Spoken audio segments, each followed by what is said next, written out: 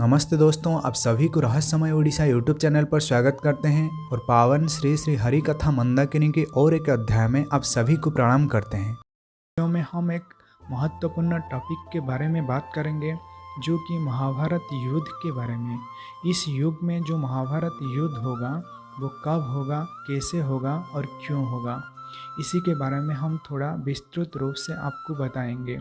आप सभी लोगों को पता है कि जो महाभारत युद्ध हुआ था वो वास्तव में द्वापर युग में हुआ था और वो युद्ध पांडव और कौरव के बीच में हुआ था।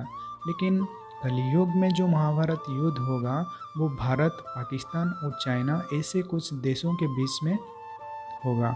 और ये जो महाभारत युद्ध है उसकी शुरुआत कहाँ से होगी, कैसे होगी और क्यों होगी। जो उड़ीसा के संत और महापुरुष अच्युतानंद हैं वो अपने शिष्य रामदास को बता रहे हैं कि ये जो कड़ी महाभारत युद्ध होगा वो उड़ीसा से ही शुरू होगा। और उड़ीसा से कहाँ से शुरू होगा, उड़ीसा के किस ज़िले से शुरू होगा, अर्थात ये उड़ीसा के कटक ज़िले से शुरू होगा। और कटक में एक जगह है जिसका नाम है चौद्वार। उसी चौद्वार से ही महाभारत युद्ध का विस्तार होगा।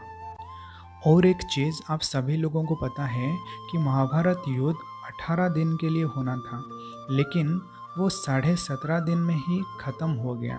इसलिए भगवान कृष्ण ने ऐसा सोचा कि ये जो आधा दिन का युद्ध है इसे मैं कली के अंतिम चरण में करूँगा। और उसी युद्ध को यहाँ कली महाभारत कहा गया है और उसका पीरियड 13 महीने के लिए होगा। इस पर महापुरुष अच्युतानंद ने लिखा, एकली जुगरे महाभारतटी उड़ीसा भूमि प्रमाण उत्कलरु सबु उत्पत्ति हुई व ठीके ठीके राम सुनो। मतलब इसका मतलब ये है कि इस कलियुग में जो महाभारत युद्ध होगा वो उत्कल से ही शुरू होगा, मतलब वो उड़ीसा से शुरू होगा और उड़ीसा से शुरू होकर सारे विश्व में इसका फैलाव हो जाएगा। उड़ीसा रे युद्ध स्थान कटकर चौद्वारटी जान जाई फूल रकत बहिव धार।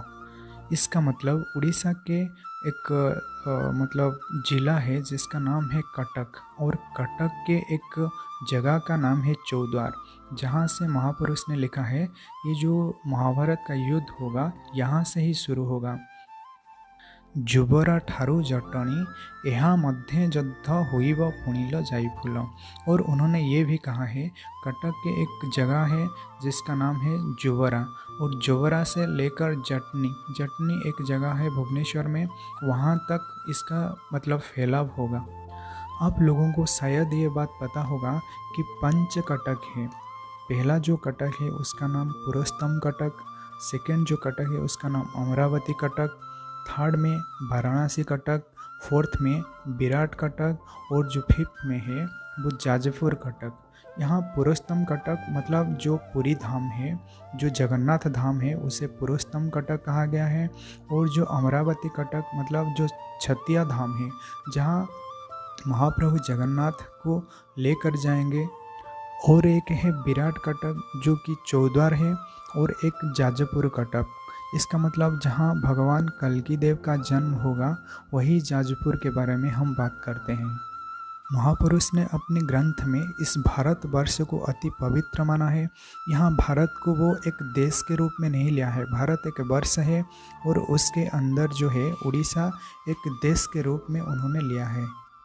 इसके बारे में उन्होंने कहा है कि भारत उत्कल देशे भूस्वर्गे पुरुषोत्तम दारुरूपी जगन्नाथ भक्तनाम भयप्रदः वर्षाणां भारत श्रेष्ठ देशानाम उत्कल श्रुत्य उत्कलस्य समदेश देश नास्ति महितले।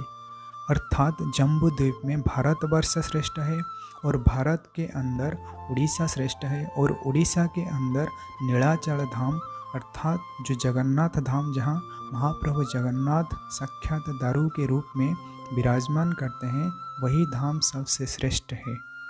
और एक चीज़ वो उन्होंने कहा है कि द्वापर युग में जो महाभारत युद्ध हुआ था वहाँ भगवान कृष्ण ने भीष्म, द्रोण, कर्ण, शल्य, अभिमन्यु और बेलाल सेन को छल से मारा था।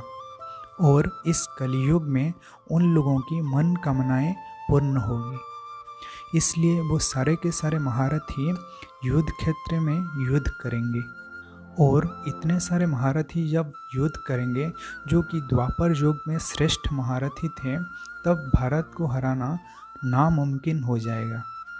और उन्होंने ये भी कहा है कि भारत पर बहुत सारे आटम बम गिरेगा, बट वो एक्सप्लोड नहीं होगा, क्योंकि ये जो भारत है वो भगवान का जन्म स्थान है, अर्थात भगवान इस भारत वर्ष में जन्म लेते हैं। और जो जहाँ भगवान जन्म लेते हैं वहाँ तो आटम बम का एक्सप्लोड होना ऐसे ही एक आम बात है। और इस पर उन्होंने ये कहा है कि परमाणु जे बोमा जहाँ लागी विदेशींक एते जे गारिमा ताहा जे फुटिब नहीं कहीं जीव मिलेई। और एक चीज़ उन्होंने कहा है कि अग्निर दाहिका शक्ति टाणी आणी बेसे कमला पतिल जाई फूल, अर्थात आटम बम की जो पावर है उसे भगवान निष्क्रिय बना देंगे। और एक चीज़ जो भगवान जगन्नाथ गरुड़ को कह रहे हैं, झिंकारी बोलिण एक वर्ण पोक आसीबे शून्य उड़ीण, यही सूचक को जानिबो गरुड़ तेतिकी आसीबे सैन्य। अर्थात एक ऐसा समय आएगा जब उड़ीसा में बहुत सारे लोकस्ट आएंगे और उतने ही संख्या में जो बाह्य सैन्य है वो उड़ीसा में प्रवेश करेंगे।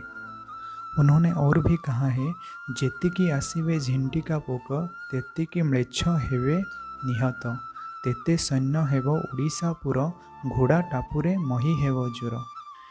इसका मतलब जितना लोकस्ट आएंगे उतना ही म्लेच्छ का संहार होगा और ये जो उड़ीसा की पावन धरती घोड़ा की टापों में थर उठेगा। तो दोस्तों, ये रही कुछ बातें जो महाभारत युद्ध के रिलेटेड है। ये तो आने वाला समय बताएगा कि क्या सही है और क्या झूठ है, लेकिन आप लोगों का कर्तव्य यही है कि आप लोग हमेशा धर्म की राह पर चलते रहें, सही तरह से भगवत सत्ता को पहचानें और उसी हिसाब से अपनी कर्म करें।